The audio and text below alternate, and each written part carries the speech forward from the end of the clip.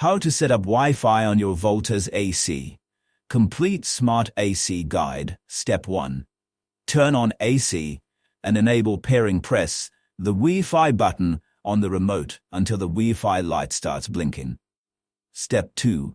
Get the app. Download Voltas Smart from Play Store or App Store. Create an account or log in. Step 3. Add your AC in the app. Tap Add Device, then it will ask you to connect to the AC's temporary Wi-Fi. Looks like Voltas X, I guess. Step 4. Set a local password. Choose a name, e.g., Living Room AC, and set an 8-character password for direct connection. Step 5. Connect to home Wi-Fi. Select your router's SID in the app, enter its password, and tap Finish. Step 6.